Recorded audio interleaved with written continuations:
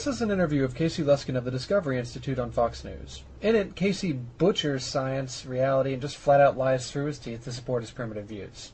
Now, please note that this is the same clown who felt himself qualified enough to critique a peer-reviewed publication about the evolution of the tetrapod arm without even knowing the names of the major bones of the arm.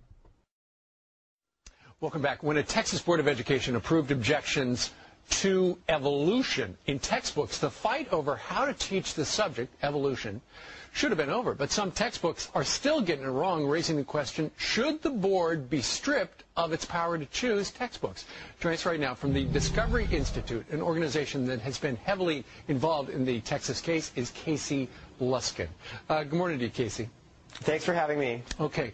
Now, your problem, and the whole thing, creationism versus Darwinism, is white hot these days. Your main problem with science books is that they take a one-sided look at evolution, right? That's exactly right. Unfortunately, the vast majority of biology textbooks today really censor from students any of the science that challenges Darwin. No, Luskin, the science doesn't challenge Darwin. You simply don't understand science and don't understand how factually inept your arguments are. For example, let's take a flat earther who stands up and says, yeah, well, if the earth is really round, then why don't all the Asian people fall off of the bottom? That's exactly what Luskin is doing. He's not understanding the arguments and therefore views the concept, around earth, evolution, as being false because he thinks that he has this big hole. But again, his knowledge is so limited that he doesn't understand that those quote-unquote holes don't really exist.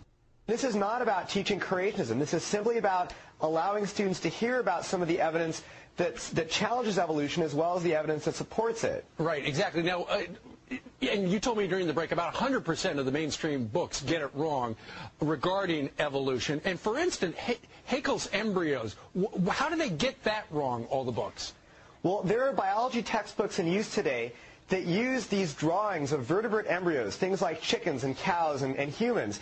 And biologists have known that these drawings were fraudulent for over 100 years. But what these drawings do is they obscure the differences between the early stages of embryos in order to make it look like all these different vertebrate groups share a common ancestor. But we've known for hundreds of years, for decades, that these drawings are fraudulent, and they are still in many textbooks that are used today. And we think that students should be getting, the most accurate and objective evidence for evolution, not these fraudulent drawings. Okay, it's time that we address the creationist favorite, Haeckel's embryos. Okay. It's a well-known fact that organisms, while they're developing, converge during their phylotypic stages to appear very similarly. That's really not disputed. Dolphins and snakes both have leg buds, chickens look like humans, it's a fact, it happens. Now, what Haeckel falsely believed was that a vertebrate organism passed through different stages reflecting its evolution. So, for example, he argued that a human being would pass through a stage where it looked like a fish, then an amphibian, then a reptile, then onto the mammals that we are. He based this belief largely on an assumption that DNA couldn't really change, which, by the way, is a creationist favorite. That DNA had certain constraints, and that the embryo was sort of locked into its developmental course, and that modifications happened in the adult human being, or in the adult animal. We now know this to be false. So what Haeckel did was to exaggerate these similarities to demonstrate his point. So think of a caricature, where the prominent features of a person are made much more prominent. Now, note that Haeckel didn't make any of these characteristics or similarities up. They are really all there in the embryos, and they are very similar. That being said, however, exaggerating them still isn't acceptable in science, which is why Haeckel's embryos are viewed the way they are. Note that the ironic thing about this is that Luskin is doing the same exact thing Haeckel did. While Haeckel dishonestly exaggerated the similarities in the embryos, Luskin is dishonestly exaggerating the differences in the embryos. He's doing the exact same thing, although I would argue that what Luskin is doing is more immoral, simply because what Haeckel based his drawings on actually existed. These similarities are there. Whereas what Luskin is doing is he's trying to mislead you into thinking that there are no similarities whatsoever, which is more dishonest because he's fabricating something. Also, for some strange reason, creationists seem to think that Haeckel's embryos are a major source of people accepting evolution, when that's simply not the case. The similarities during development are nowhere near the strongest pieces of evidence supporting evolution, but instead they simply focus on this one thing because that's all that they can grasp at. It's actually kind of similar to people denying dinosaurs existed and finding one paleontologist who fabricated a dinosaur fossil so that he could get famous, and then they take that fossil and say, aha, this fossil is forged, all the books containing dinosaur fossils have it all wrong, it's completely wrong, dinosaurs never existed, we win. That's exactly what Luskin is doing, and that's exactly what creationists always do.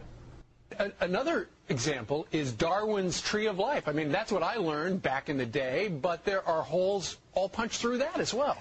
As we learn more and more about the DNA evidence, we're finding that when you take one gene, it gives you one version of the Tree of Life, but when you use a different gene, it gives you an entirely different version of the Tree of Life. I'd like to quickly point out that the last bit was a blatant lie. This is something that's been remarkably well studied, and every major gene in every organism not subject to horizontal gene transfer adheres to and completely supports the Tree of Life.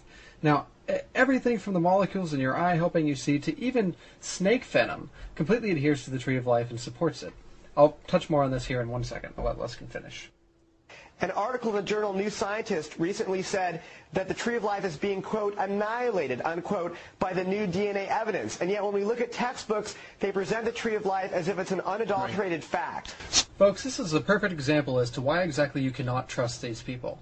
What the article in New Scientist demonstrated was that there was much more horizontal gene transfer early on than what we thought. So what is horizontal gene transfer? Well, it basically happens when two organisms of different species swap genes with each other.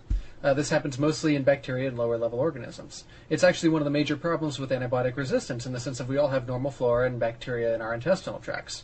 Well, what happens when we take antibiotics is that we select for our normal flora that are resistant to those antibiotics because they have the resistant genes. Now, what happens later on when we get a pathogenic infection is that the genes, that those resistance genes from our normal flora can actually be passed to the pathogenic bacteria, causing them to become resistant to antibiotics too.